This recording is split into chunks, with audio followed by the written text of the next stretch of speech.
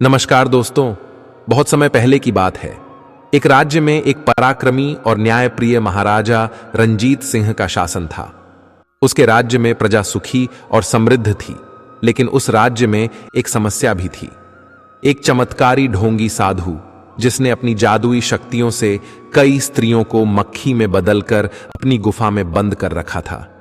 इस साधु का हृदय पाप से भरा हुआ था और वह अपनी कुटिल चालों से सुंदर स्त्रियों को अपने कब्जे में ले लेता था।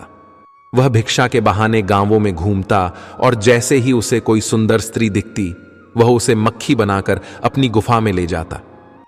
एक दिन एक किसान के घर साधु भिक्षा मांगने गए। उस किसान की पत्नी बहुत सुंदर थी, साधु को भिक्षा देने वाली थी। तब साधु ने मक्खी बना के चंगुल में फंसा ले गया। जब किसान खेत से घर लौटा तो उसकी मां ने उसे बताया, बेटा, आज वह चमत्कारी साधु यहाँ आया था और तेरी पत्नी को मक्खी बनाकर उठा ले गया। यह सुनकर किसान का दिल घबरा गया और वह सीधे राजा के दरबार में पहुंच गया। किसान ने राजा को अपनी दुखभरी कहानी सुनाई और न्याय की गुहार लगाई। राजा ने उस साधु की करतूतें सुनी तो क्रोधित हो गया और फैसला किया कि वह स्वयं इस मामले की तह तक जाएगा। वह साधु की गुफा की ओर चल पड़ा। जब वह वहां पहुंचा तो उसने देखा कि गुफा में ढेर सारी मक्खियां थीं, लेकिन उनमें से एक मक्खी में कुछ अजीब सा दिखा। वह समझ गया कि यही वह स्त्री है जिसे साधु ने मक्खी बना दिया है। राजा ने उस मक्खी से धीरे धीरे बात की और उसे साधु के बारे में सारी जानकारी पूछी। मक्खी बनी स्त्री ने राजा को कहा, महाराज, ऐ साधु चमत्कारी और काली विंध्या का जाणकार है। वो आपको भी किसी भी जानवर या पक्षी बना सकता है। स्त्री ने कहा, महाराज, आप उसकी मृत्यु की जानकारी बिना इसको कुछ भी कहना उचित नहीं है। तभी राजा ने मन में विचार किया और स्त्री को कहा, तुम उस साधु को फुसलाकर उससे पूछो कि उसकी जान किस में बसी है। मक्खी बनी स्त्री ने सहमति जताई। बाद में राजा वहां से चला गया। जब साधु वापस गुफा में लौटा तो वह स्त्री मक्खी के रूप में उसके पास गई और चापलूसी करते हुए बोली, हे महात्मा, आपकी तो बहुत बड़ी शक्तियां हैं, लेकिन क्या आप मुझे यह बता सकते हैं कि आपकी जान किस में बसी है? साधु हंसते हुए बोला, मेरी जान एक बड़े सरोवर में बसे एक वृक्ष पर रखे पिंजरे में कैद एक पक्षी में बसी हुई है।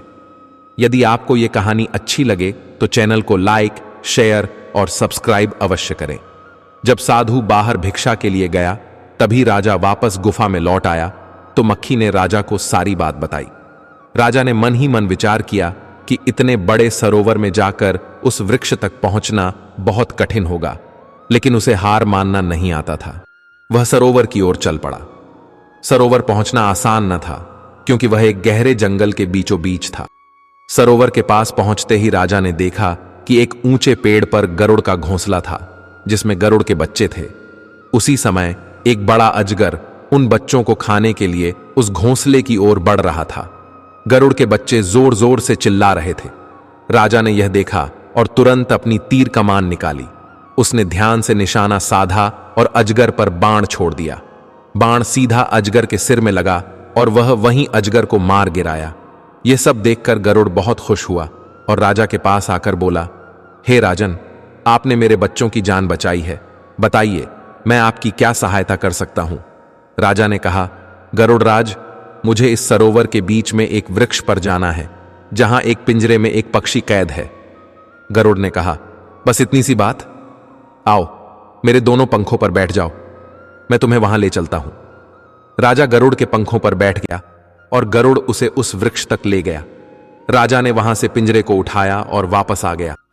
अब राजा उसके राज्य में वापस लौटे और अपने सैनिकों को आदेश दिया कि उस ढोंगी साधु को पकड़कर दरबार में लाया जाए। सैनिकों ने साधु को गिरफ्तार करने जंगल की ओर चले। साधु की गुफा में गए और साधु को गिरफ्तार कर लिया और राजा के सामने प्रस्तुत किया। राजा ने कठोर स्वर में कहा, ढोंगी साधु, तुम अपनी जादुई शक्तियों का दुरुपयोग करके निर्दोष स्त्रियों को अपने हावस का शिकार बनाते हो। तुम्हारा पापों का घड़ा भर चुका है। साधु गुस्से में बोला, मूर्ख राजन, अगर तूने मेरी शक्ति को ललकारा तो मैं तुझे भी अपनी जादुई शक्तियों से तोता बना दूंगा। लेकिन राजा धैर्य से मुस्कुराया और कहा, साधु, तुम्हारा अंत निकट है। साधु ने मंत्र बोलने शुरू कर दिए और राजा पर जादू करने का प्रयास करने लगा। तभी राजा ने वह पिंजरा साधु के सामने ला दिया जिसमें वह पक्षी बंद था। साधु की सारी शक्तियां उसी पक्षी में बसी थीं। साधु ने राजा के चरणों में गिरकर माफी मांगनी शुरू कर दी, लेकिन राजा ने उसकी एक न सुनी। उसने पक्षी के पंख मरोड़ने शुरू किए और जैसे ही पंख मरोड़े साधु के हाथ टूटने लगे। राजा ने फिर पक्षी के पांव मरोड़े और साधु के भी पांव टूट गए। अंत में राजा ने उस पक्षी को नष्ट कर दिया और साधु की जान चली गई। उसी क्षण गुफा में बंद सभी मक्खियां वापस अपने असली रूप में आ गईं और सभी स्त्रियां मुक्त हो गईं। इस तरह राजा ने अपनी बुद्धिमानी और साहस से अपने राज्य के लोगों को उस ढोंगी साधु के अत्याचार से मुक्त कराया और न्याय की जीत की स्थापना की। राज्य में फिर से शांति और खुशहाली लौट आई। राजा का पराक्रम और न्यायप्रियता हमेशा के लिए प्रजा के दिलों में बस गई। यदि आपने पूरी वीडियो देखी है तो कमेंट में जय श्री राम जरूर लिखें और सब्सक्राइब करें। आगे आप श्री की इच्छा। धन्यवाद।